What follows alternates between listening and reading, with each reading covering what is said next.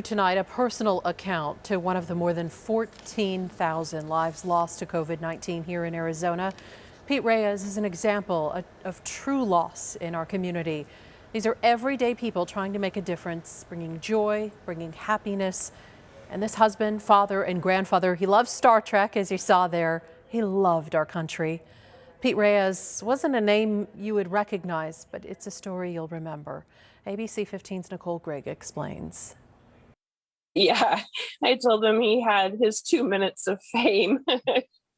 Said, "You're famous now." To understand who Pete Reyes is, it may be best to go back to 2017.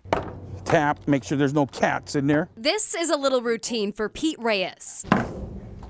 Pop her open. That's Pete doing a story with ABC 15 after he found a burial flag in a dumpster in Tempe. It was twisted backwards. He was desperate then to find the owner. I might sound patriotic. You know, I get that from my dad, the most patriotic man in the world. He loved his country, and when he would find flags like that, it would break his heart because he knows that someone died for their country to earn that flag. Pete would go on to display that flag. We never did do an update on the story with him, but last week his wife Melissa reaching out to us to help her find that story, telling us her husband passed away from COVID-19. He was willing to do whatever it took to get better. Melissa wanting to honor her husband with an update to his story. She says just weeks after a diagnosis, Pete was sedated and would go on to be put on a ventilator. And he just kept telling me how much he loved me. "I love you so much," he would say. And he would ask, "Am I doing okay? Am I going to make it?"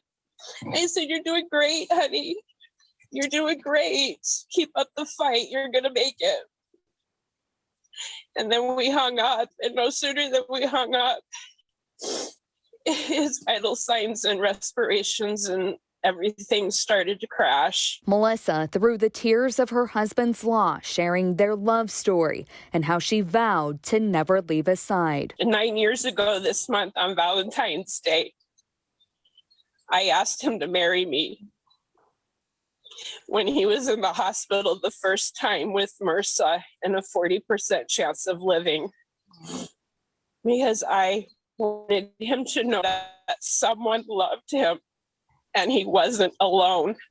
And I promised him no matter what, he would never die alone. And a final update on the story that brought us to meet Pete on if he ever did find the owner to that flag. No, we didn't. We still have it. It's displayed with his grandfather and his dad's flags. In Phoenix, Nicole Grigg, ABC 15, Arizona.